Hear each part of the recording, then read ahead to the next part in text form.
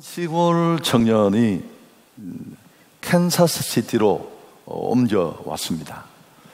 그리고 출판사와 신문사를 찾아다니면서 자신이 그린 만화를 실어달라고 요청을 했습니다마는 그 누구도 그를 상대해 주지 않았습니다. 마침 주일이 되었고 그는 늘 하던 대로 가까운 교회당을 찾아서 예배를 드렸습니다. 목사님 말씀은 하나도 들리지 않고 눈물만 팡팡 쏟아졌습니다. 자신의 상황을 생각하니까 너무너무 암담하고 암울했기 때문입니다. 예배 중에 이 목사님, 이 청년을 주목했던 목사님이 예배를 끝낸 후에 만났습니다. 사정을 듣고 보니까 너무 안타까워서 혹시 갈 곳이 없다면 교회 창고라도 거처로 사용해도 된다고 허락을 해 주었습니다. 이 청년은 교회 창고에 귀가하게 됐는데 그러면서 목사님이 격려의 말을 주었습니다. 용기를 잃지 말게. 하나님이 자녀를 위해서 준비하신 건 재앙이 아니라 행복이라고. 바로 오늘 우리가 읽었던 이 말씀입니다. 너희를 향한 나의 생각은 재앙이 아니라 평안이다.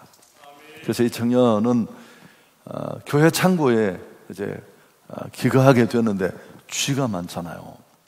먹이를 좀 주니까 쥐들이 도망가지 않았습니다.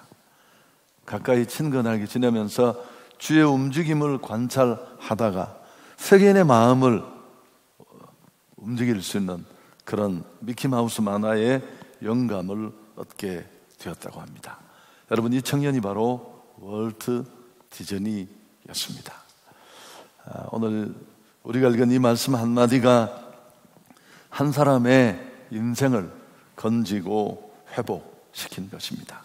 오늘 이 말씀은 이스라엘이 바벨론 포로로 끌려갔을 때 주어진 말씀입니다. 이스라엘은 잠깐 그저 포로 생활을 하다가 돌아올 줄 알았는데 시간은 점점 길어졌습니다.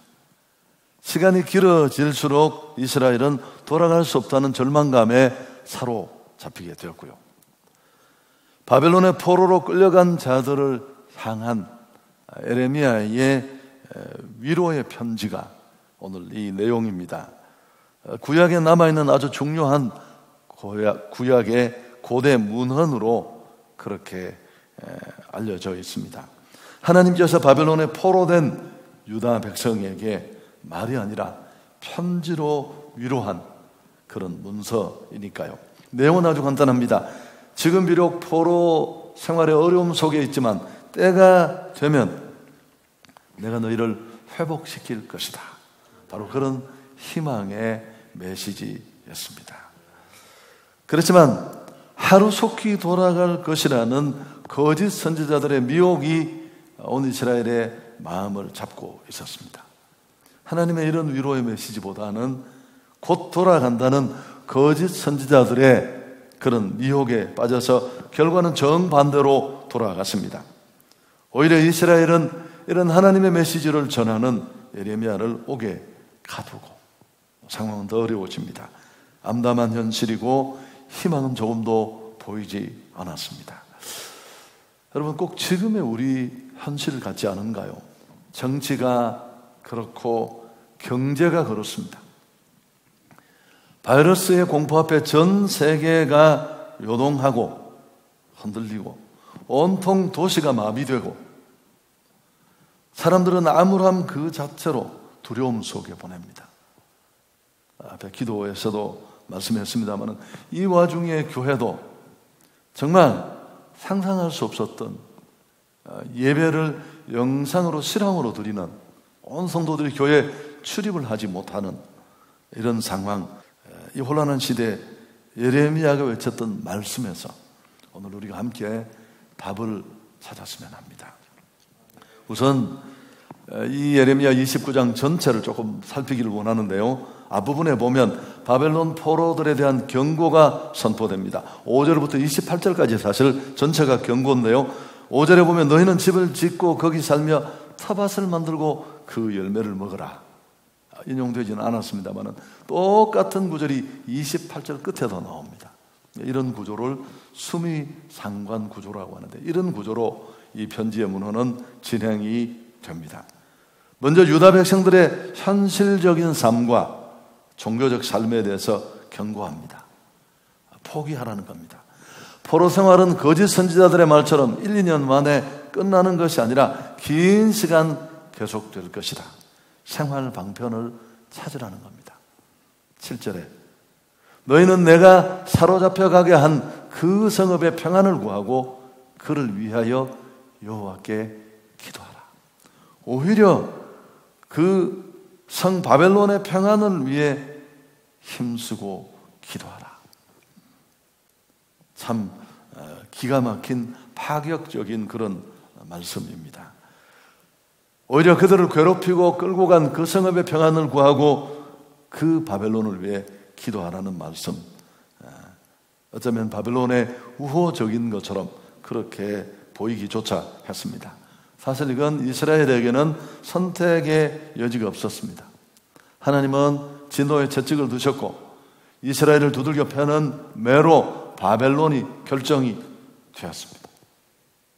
이건 이스라엘이 마음대로 생각대로 바꿀 수 있는 그런 선택지가 아니었기 때문에 그렇습니다. 그리고 연이어서 8절에 종교적인 삶에 대해서도 권고합니다. 사실은 27장, 28장의 거짓 선지자들의 문제를 다시 제기합니다. 나는 그들을 보내지 않았고 그들은 여호와의 이름으로 예언하는 자들이 아니라 거짓 예언자들이다. 2년 만에 못 돌아간다. 그런 내용을 다시 확인합니다. 그러면서 이제 10절부터 이어지는 우리가 오늘 함께 읽은 이 단락이 선포되는데 반전이 있습니다. 포로 귀환에 대한 희망의 메시지입니다. 예레미야의 예언처럼 오랜 기간이 지나야 한다. 70년이잖아요. 70년 후에나 하나님이 계획하신 긴 시간이 끝난 후에 하나님께서 포로에서 귀환하게 하실 것이라고 말씀했습니다. 유다의 죄가 너무 엄해서 심판하고 포로 생활에 하나님의 영향이 전혀 없는 것처럼 보이지만 그 와중에도 나는 주권적으로 관여할 것이다. 그런 강력한 메시지를 선포합니다. 10절 같이 한번 읽을까요? 여호와께서 이와 같이 말씀하시니라. 바벨론에서 70년이 차면 내가 너희를 돌보고 나의 선한 말을 너희에게 성취하여 너희를 이곳으로 돌아오게 하리라.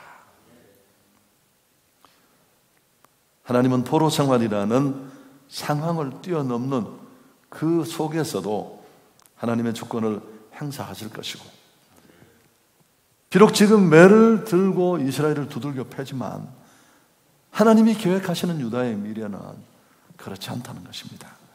그러면서 11절 너무너무 중요한 말씀, 정말 우리가 다시 읽어야 될 말씀인데요. 같이 한번 읽겠습니다. 여호와의 말씀이니라.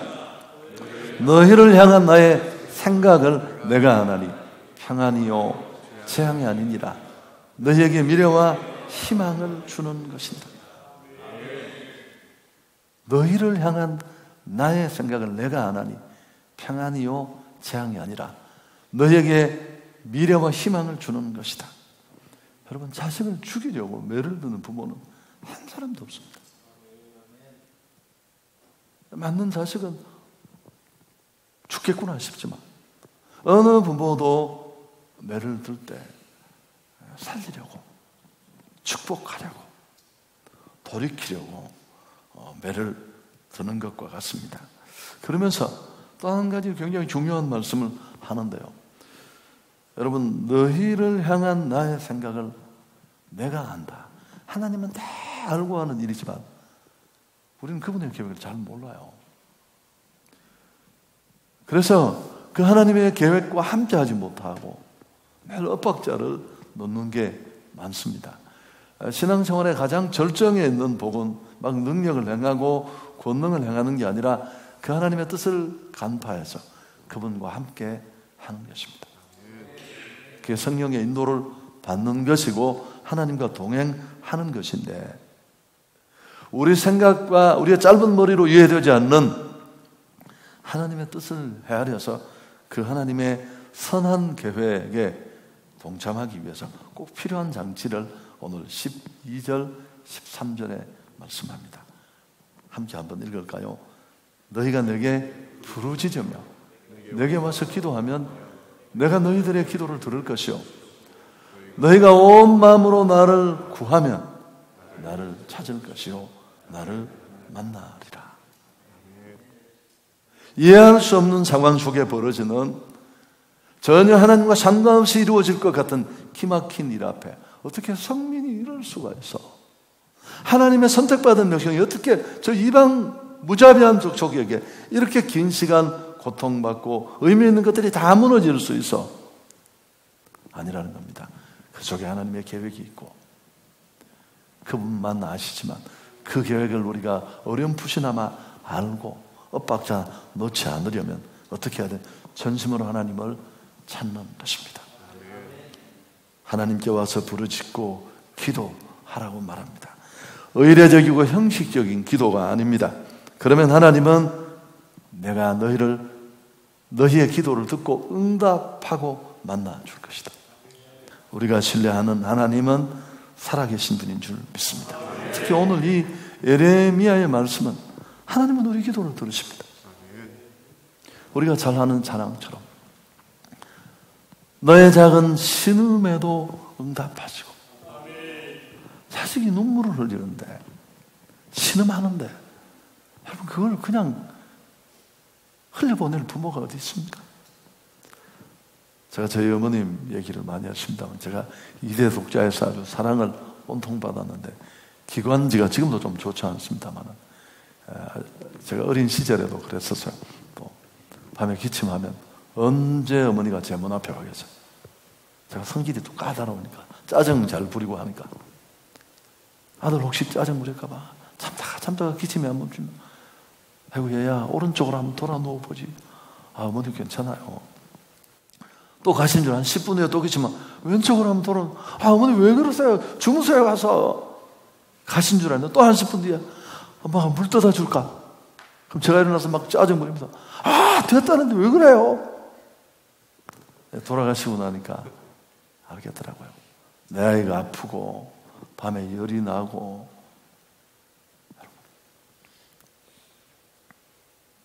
하나님은 응답하시는 분이십니다. 단 우리는 온 마음으로 찾아야 돼요.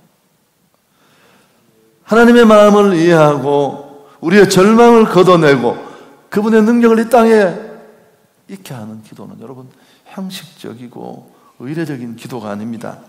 간절한 마음으로 찾는 기도입니다. 간절함이 어떤 걸까요? 어떤 분은 간을 저리게 하는 기도다. 어떤 부모가 어느 날 갑자기 아이를 잃어버렸습니다. 제가 신문기사에서 오래전에 읽었어요. 2년 동안 전국을 헤매고 다녔대요.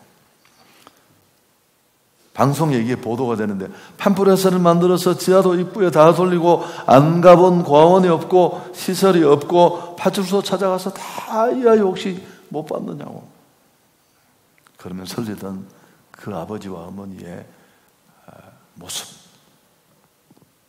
눈물이 범벅이 된 눈에 선해요. 여러분 이게 간절입니다. 여러분 잃어버린 자식을 둔 채 부모가 얼굴을 맛보면 둘이 못 봐요. 그거 생각나서 40%는 다 죽습니다. 술 먹고 간 아프고 속상해서 그게 통계로 나와 있습니다. 그런 마음으로 찾는 것입니다. 눈물의 기도, 배수의 진을 치는 기도. 이 예레미야 선지자는 눈물의 선지자라는 별명이 있습니다. 민족을 위해서 얼마나 통곡했으면 하나님 내 머리가 눈물 주머니가 됐다. 날마다 부딪히는 현실을 보면서 그는 울지 않을 수 없었습니다. 무너진 나라, 예루살렘의 멸망, 성민이라고 저차하던 그 민족의 고통. 지난 금요 철야를 우리가 참 그렇게 온 서울도성이 사모하는 금철에 우리 교육자들과 장로님 몇 분만 나와서 예배를 드리고 스태프들이 다 도와주셨습니다만 제가 이렇게 딱 섰는데 눈물이 막, 야, 이런 날도 올 수 있구나. 주일이면 예배 5번, 6번 있었으면 언제든지 가면 가고 못 가면 못 가는데 이렇게 예배하지 못할 수도 있겠구나. 우리의 연약함을 다시 한번 느낍니다. 그래서 회개하면서 신앙을 걸쳐놓고 마음대로 살았던 껍데기 신앙을 우리가 이런 기회에 돌아보고 회개함으로 주님 앞에 나와야 할 줄 믿습니다. 절망 속에서 절망을 극복하는 최고의 방법은 그분을 찾는 것입니다. 하나님을 만나는 것입니다. 그럴 때 회복은 이루어집니다. 14절입니다. 이것이 여호와의 말씀이니라. 나는 너희들을 만날 것이며 너희들을 포로된 중에서 다시 돌아오게 하되 내가 쫓아보내었던 나라들과 모든 곳에서 모아 사로잡혀 떠났던 그곳으로 돌아오게 하리라. 이것은 여호와의 말씀이니라. 왜 하나님은 자기를 찾으라고 했을까요? 오늘 이 절망에 이른 성민 이스라엘을 회복시키실 분은 하나님밖에 계시지 않기 때문에 그렇습니다. 내 인생에 꼬이고 복잡한 문제 내가 풀려고 집어당기면 여러분 더 미쳐서 영 못 풀어요. 우리의 문제를 해결해 주실 분은 하나님밖에 없습니다. 헬렌 켈러가 한 유명한 말이 있습니다. 행복의 문 하나가 닫히면 다른 문 하나가 열린다. 우리가 그 문을 왜 못 보느냐 하면 닫힌 행복의 문에 너무 연연해서 그래요. 예배도 마음대로 못 드리고 출입도 제한되고 이 쩔쩔매는 이 상황 속에 캄캄한 어둠밖에 없는 줄 알지만 아닙니다. 열린 문도 많아요. 깨달음의 문도 열리고 내가 참 처음에 그 절절함을 잃어버렸구나. 우리의 약함, 잘못된 삶, 예배가 얼마나 소중한 것인지 맨날 은혜 아니면 살아갈 수 없어 노래는 그렇게 불렀는데도 여러분 그 은혜가 정말 얼마나 가치 있는지를 절절히 깨닫게 된 것입니다. 오늘 설교 정리하려고 합니다. 하나님은 좋으신 분이십니다. 여러분 그분은 우리를 두들겨 패서 처참하게 짓밟아 재앙을 뒤집어 씌워서 우리를 침몰케 하시는 분이 아니십니다. 데오드루 레치라는 주경학자는 예레미야 주석에서 말했습니다. 자기 백성에 대한 그분의 계획은 항상 선하고 복되다. 그분이 어쩔 수 없이 매를 사용하신다 해도 그것은 노여움의 매가 아니라 그들의 현재 행복과 영원한 행복을 위한 징계의 매이다. 자기 백성을 위한 그분의 계획에는 약한 항목이 하나도 없다. 그 계획의 착상, 그 계획의 과정, 그 계획의 달성 모든 면에서 백성들에게 해로운 것은 하나도 없다. 돌아보십시오. 여러분 저는 늘 그런 표현을 씁니다만 좋은 게 정말 좋은 것인가요? 아닙니다. 까불다가 다 넘어져요. 무너지는 사람은 다 잘 나가던 인생들입니다. 힘든 게 꼭 어려운 건가요? 아닙니다. 다 어려워서 늘 골골 80이라고 그 어려움 속에 얼굴 한번 못 들고 폼 한번 못 잡았지만 주님과는 다 가까워지고 다 거룩해지고 좋으신 하나님은 계획도 선합니다. 포로 생활이라는 누가 봐도 어떻게 하나님이 살아계신다면 자기 백성을 저 모양으로 만들 수 있어 재앙처럼 보였지만 그 속에 하나님의 선한 계획이 있었습니다. 잘 되게 하시려는 계획입니다. 재앙이 아니라 평안이고 행복이었습니다. 여러분 우리가 이 선한 계획에 동참하는 사람이 되어야 됩니다. 두들겨 맞기는 맞고 회복을 못 누린다면 맞은 것밖에 남지 않잖아요.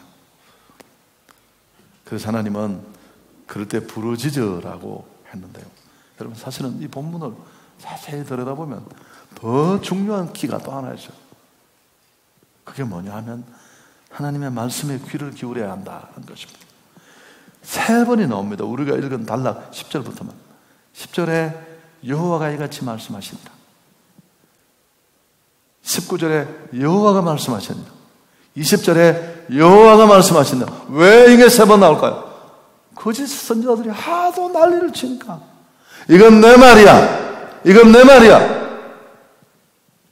여러분, 우리는 듣고 싶은 말을 듣고 싶어요. 잘 아시는데요. 그런 얘기 좋아하잖아요, 우리가. 근데 듣고 싶은 얘기가 아니라 들어야 할 얘기를 들어야 할 줄 믿습니다. 거짓 선지자들은 2년이면 돌아간다. 빼앗겼던 성물 다 가지고 우리 돌아간다. 이게 얼마나 명쾌해요. 여러분, 이 시대에 교회와 나를 향한 이 고통 속에 그분이 정말 하고 싶은, 고함치며 말하고 싶은 그 메시지를 우리가 들어야 합니다.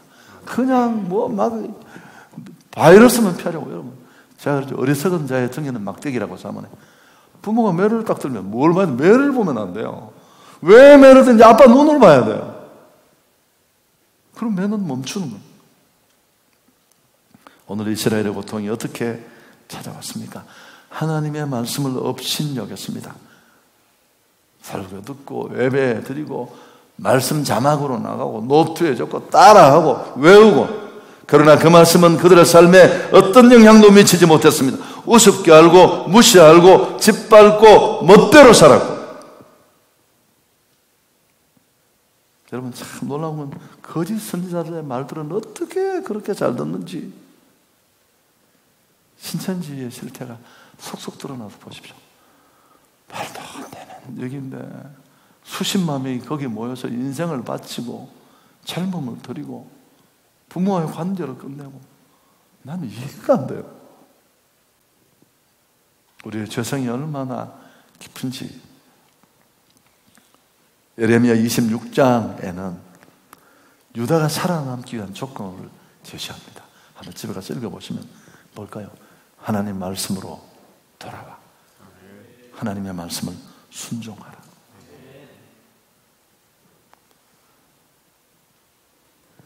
하나님의 말씀을 짓밟은 것이 예레미야가 전하는 심판의 근거예요. 여러분, 우리가 이 부분을 정리하고 하나님 앞으로 나와야 합니다. 그럴 때 하나님은 응답하실 것입니다. 하나님의 선하심을 신뢰할 수 있기를 바랍니다. 이해가 안 될 거예요. 자, 뭐 이렇게 하시는가? 여러분, 이해가 안 되면 믿으시면 돼요. 바둑을 둘 때 급이 2급만 높아도 이해를 못해요. 왜 저 돌을 놓는지. 그럼 연약한 우리 인생이 어떻게 그 하나님의 크신 계획을 알 수 있을까요? 그렇습니다. 그냥 믿으시면 됩니다. 여러분, 그래도 안 되면 어떻게, 기도가 필요한 이유가, 저는 어려움 많이 당해봤잖아요. 여러분, 기도 없으면 못 견뎌요. 못 견뎌요. 그 하나님의 섭리를 이해하고 견디고 70년이라는 그분의 때까지 버티는 데는 반드시 기도의 무릎이 필요합니다. 하나님의 일하심을 신뢰하십시오. 그냥 믿고 잠잠히 기도합시다.